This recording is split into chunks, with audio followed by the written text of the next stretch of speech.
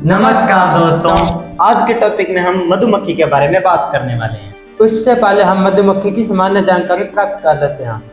मधुमक्खी को अर्थ का मोस्ट इंटेलिजेंट इंसेक्ट माना जाता है। इसकी उत्पत्ति लगभग 120 मिलियन वर्ष पहले हुई थी और इसका वैज्ञानिक नाम एपिस मिलिफेरा एशियंट प्रेडेटर वास्प से ये इवॉल्व हुई हैं। इसकी 8 प्रजातियां और 43 उप प्रजातियां हैं। अब हम मधुमक्खी के बॉडी स्ट्रक्चर के बारे में बात करते हैं। यह मुख्य रूप से 3 भागों में विभाजित है। पहला हेड, दूसरा थोरैक्स, तीसरा एब्डोमेन। और इनकी 5 आंखें होती है, जिसमें कि 2 बड़ी व 3 छोटी। कंपाउंड आइज यह 2 होती हैं जो कि सिर के दोनों तरफ होती हैं, जो कि इन्हें यूवी रेंज और कलर इमेज देखने में मदद करती हैं। ओसली आइज ये 3 होती हैं जो कि सिर के बीच में होती हैं, जो कि दिशा ढूंढने में मदद करती हैं। अब हम मधुमक्खी के इंटेलिजेंस पर बात करते हैं। पहला लर्निंग, सीखना।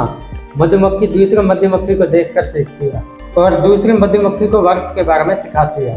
दूसरा कम्युनिकेशन, संचार। मधुमक्खी नृत्य के माध्यम से इंफॉर्मेशन साझा करती है। तीसरा प्लानिंग, योजना।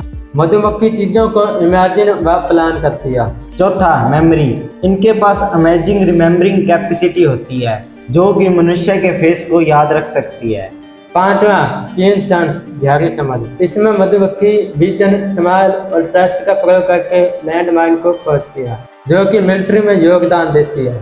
6वां यह स्मेलिंग टेक्निक को यूज कर कैंसर को ढूंढ सकती है, जिसकी एक्यूरेसी 90% होती है। अब हम जानते हैं कि मधुमक्खी शहद कैसे बनाती है। सबसे पहले मधुमक्खी नेक्टर और पोलन को कलेक्ट करती है, जिसे फोर्जिंग कहते हैं। उसके बाद मधुमक्खी नेक्टर को सिंपल शुगर में बदल देती है, जिसे डाइजेशन कहते हैं। इसके बाद मधुमक्खी नेक्टर को दूसरी मधुमक्खी के मुंह में डालती है और यह प्रक्रिया काफी समय तक चलती रहती है, जिसे रिगर्जिटेशन कहते हैं। यह अंतिम प्रोसेस है। मधुमक्खी वाटर को नेक्टर से सुखाने के लिए विंग्स का यूज करती है और नेक्टर सूखने के बाद इसे छत्ते में इकट्ठा कर दिया जाता है। इस प्रक्रिया को इवेपोरेशन कहते हैं। इसके साथ मधुमक्खी शहद के अलावा और भी प्रोडक्ट बनाती है, जैसे कि रॉयल जेली, बी पोलन और बी वैक्स। तो अब हम मधुमक्खी के संबंधित फैक्ट के बारे में बात करते हैं। मादा मधुमक्खी के पास डंक होता और नर मधुमक्खी के पास डंक नहीं होता। रानी मधुमक्खी एक बार ही मेट करती है, पर यह एक मेट में ही काफी स्पर्म्स इकट्ठा कर लेती है, जो कि इसकी लाइफ टाइम तक इनफ है। नर मधुमक्खी मैटिंग के बाद मर जाता है, क्योंकि मैटिंग के दौरान इसके पेट के टिश्यू खत्म हो जाते हैं। वर्कर भी अपने लाइफ टाइम में 1/12 टेबल स्पून ही इकट्ठा करती है और हनी एक्सपायर नहीं होता। नर मधुमक्खी 10 मिलियन स्पर्म सेल्स प्रोड्यूस करता है।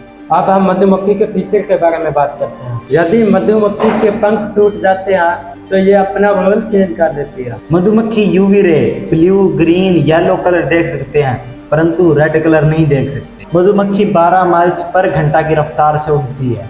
मधुमक्खी काटने के बाद मर जाते हैं, क्योंकि इसका डंक ह्यूमन बॉडी में फंस जाता है, जिसकी वजह से इनका एब्डोमेन पैड खत्म हो जाता है। अब हम मधुमक्खी के छत्ते में रोल के बारे में बात करते हैं। ड्रोन मधुमक्खी यह सिर्फ रानी मधुमक्खी के साथ मेट करता है। अगर यह मेट न करे तो इनकी एज कुछ मंथ तक होती है। वर्कर मधुमक्खी यह फ्लावर से हनी को कलेक्ट करती है और यह छत्ते की मरम्मत भी करती है और इसकी एज 15 से 38 दिन होती है। रानी मधुमक्खी इनका काम केवल अंडे देना होता है। यह एक दिन में लगभग 2000 से ज्यादा अंडे दे सकती है। इनकी एज लगभग 2 से 5 साल तक होती है। और इसी के साथ हमारी वीडियो यहीं पर एंड होती है। अगर आपको वीडियो अच्छी लगे तो वीडियो को लाइक करना और चैनल को सब्सक्राइब करना। धन्यवाद।